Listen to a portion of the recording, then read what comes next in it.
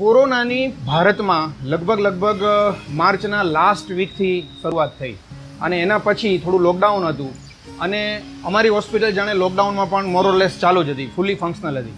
એમાં મે મહિનાના છેલ્લા વીકમાં પહેલી વખત કોરોનાનો પોઝિટિવ પેશન્ટ અમારે ત્યાં રિપોર્ટ થયો.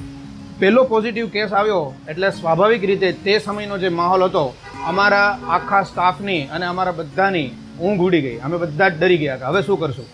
એક વિચાર એવો આવ્યો કે આપણે હોસ્પિટલ બંધ કરી દઈએ. સ્ટાફ પણ અહીંયા આવવા માટે તૈયાર નહોતો.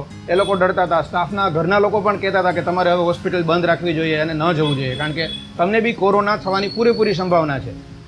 એ સમયે ડૉક્ટર સાથે મળીને મારા વાઈફ ડૉક્ટર દેવાંગી જોગલ અને એની ટીમ એની સાથે મળીને એક બેઝિક પ્રોટોકોલ અમે નક્કી કર્યો અમારા સ્ટાફને બચાવવા માટે, અને એ પ્રોટોકોલ આજે હું તમને શેર કરી રહ્યો છું. કોરોનાનો પહેલું પેશન્ટ મે મહિનાના છેલ્લા વીકમાં આવવાથી લઈને આજે, એટલે કે ઓગસ્ટનું આ લાસ્ટ વીક, ત્યાં સુધીમાં અત્યાર સુધીમાં ઓન રેકોર્ડ 500થી વધુ, અને રેકોર્ડ જેનો ન હોય, કારણ કે રેકોર્ડ રાખવાની સિસ્ટમ પણ છેલ્લા 1-1.5 મહિનાથી જ સરકારે અમલમાં મૂકી, એટલે એવી રીતે જેનો રેકોર્ડ ફોર્મલી રાખવામાં ન આવ્યો હોય એવા પેશન્ટની સાથે લગભગ અત્યાર સુધીમાં 1000થી વધારે કોરોના પોઝિટિવ પેશન્ટ આ હોસ્પિટલની વિઝિટ લઈ ચૂક્યા છે, ટ્રીટમેન્ટ લઈ ચૂક્યા છે. આપ સમજી શકો છો એ સમય દરમિયાન અમારો આખો સ્ટાફ, જે ઓલમોસ્ટ 20 જણનો સ્ટાફ છે, એ ડેઇલી બેઝિસ ઉપર કોરોના પોઝિટિવ દર્દીઓના સંપર્કમાં આવે છે. રિસેપ્શન પર જે લોકો હોય છે ત્યાં એનું ઇન્ટરેક્શન થતું હોય છે.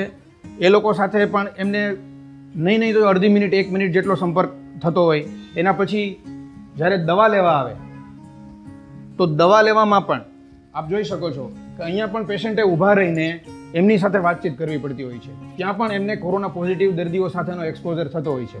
એ સિવાય ડૉક્ટરની કન્સલ્ટિંગ કેબિન છે. ડૉક્ટરની કન્સલ્ટિંગ કેબિન હોય ત્યાં તો ડૉક્ટરોએ બિલકુલ નજીક જઈને પેશન્ટની હિસ્ટ્રી લેવાની હોય છે, વાતચીત કરવાની હોય છે. મારો કહેવાનો ભાવાર્થ એટલો જ છે કે અમારો સ્ટાફ બહુ જ નજીકથી, ઘનિષ્ઠતાથી કોરોના સંક્રમિત લોકોના સંપર્કમાં ડેઇલી બેઝિસ ઉપર આવતો હોય છે. આ સ્ટાફને કોરોનાના સંક્રમણથી બચાવવો અમારા માટે બહુ જ મોટી ચેલેન્જ હતી, અને એ વખતે એટલે કે મેના લાસ્ટ વીકમાં એક બેઝિક પ્રોટોકોલ જે અમે ડિક્લેર કર્યો અને એને ફોલો કર્યો, એનાથી આજ સુધી મારા આખા સ્ટાફને કોરોનાથી આપણે બચાવી શક્યા છીએ. અને એ જ વસ્તુ હું આજે આપને શેર કરી રહ્યો છું, કારણ કે તકલીફ અત્યારે એવી છે કે કોરોના વ્યક્તિને એકને હોય તો એની પાસે જવામાં લોકો ડરે છે. એની ટ્રીટમેન્ટ કરવા કે એની બાજુમાં જાણે અછૂત હોય એવો આખો વ્યવહાર થઈ જાય છે.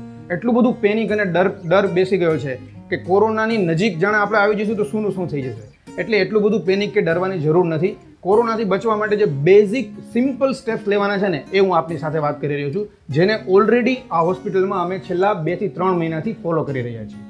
મિત્રો, પહેલો પ્રોટોકોલ એટલે કે પહેલું સ્ટેપ જે અમે કરીએ છીએ, અમારા 20 જણના સ્ટાફને એક સ્ટ્રિક્ટ ઇન્સ્ટ્રક્શન છે કે વર્ક પ્લેસમાં આવે એટલે એણે પહેલું કામ કરવાનું છે સ્ટીમ ઇન્હેલેશન, જેને આપણે આપણી દેશી ભાષામાં નાસ લેવાનું કહીએ છીએ.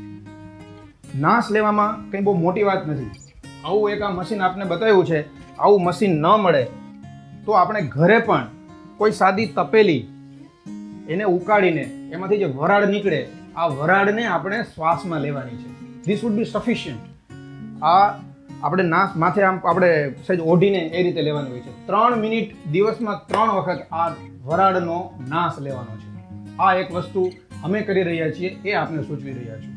પ્રોટોકોલ નંબર 2, આયુર્વેદિક એક ઉકાળો, જેને અમે મહાભદ્ર કહીએ છીએ. આ ઉકાળો છે એની અંદર 3 વસ્તુ છે.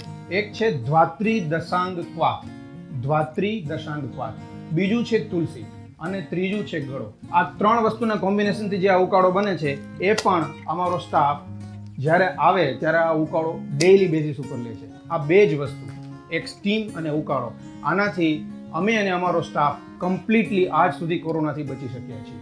હવે આ નાસ લેવાનો ને સ્ટીમ લેવાનો તો તમને ગળે ઉતરી જશે, પણ તમને થશે કે આ ઉકાળાનું શું કરવું, આ ક્યાં મળશે. હવે અમે તો સુરતમાં છીએ, હોસ્પિટલમાં મળે છે, પણ ઉકાળો ન મળે તો એમાં ચિંતા કરવાની કોઈ જરૂર નથી. આપણે કોરોનાથી માત્ર બચવાની જ અત્યારે વાત કરવાની છે. કોરોનાની ટ્રીટમેન્ટની વાત નથી કરતા. કોરોનાની ટ્રીટમેન્ટના વિડીયો ઓલરેડી મારા વાઈફ ડૉક્ટર દેવાંગી જોગલે અલગ વિડીયોમાં એમને વાત કરી છે. બચવા માટે સ્ટીમ પૂરતી છે. એટલે કોરોનાના પ્રિવેન્શનમાં, કોરોનાથી બચવા માટે સ્ટીમ એટલે કે વરાળનો નાશ અદ્ભુત પરિણામ આપે છે મિત્રો. ડૉક્ટર મિત્રો જે પોતાની હોસ્પિટલમાં કોરોના પેશન્ટને જોવામાં અને એને ટ્રીટમેન્ટ આપવામાં ડરે છે, એનો સ્ટાફ પણ ઘણો બધો ડરે છે, એમણે પણ આ પ્રેક્ટિસ ઇમિડિયેટલી ચાલુ કરવા જેવી છે મિત્રો. ત્યાં સુધી કે અમુક ડૉક્ટરોનું એવું માનવાનું છે કે 30 દિવસ સુધી ભારતનો દરેક નાગરિક જો દિવસમાં 3 વખત આ વરાળનો નાશ લે તો 30 દિવસ પછી ભારતમાંથી કોરોનાનો દર્દી શોધવો મુશ્કેલ થઈ શકે. એટલી હદે આ સ્ટીમ ઇન્હેલેશન એટલે કે વરાળનો નાશ એ ઇફેક્ટિવ છે. તો આપ સૌને વિનંતી છે, આને ઇમ્પ્લિમેન્ટ કરો, ગુમાવવાનું કંઈ નથી. ઘરમાં, પરિવારમાં, વર્કપ્લેસ ઉપર વરાળનો નાશ લેવાની શરૂઆત કરો અને કોરોનાથી આપણી જાતને, આપણા પરિવારને, આપણા મિત્રોને સૌને બચાવીએ. નમસ્કાર, ધન્યવાદ.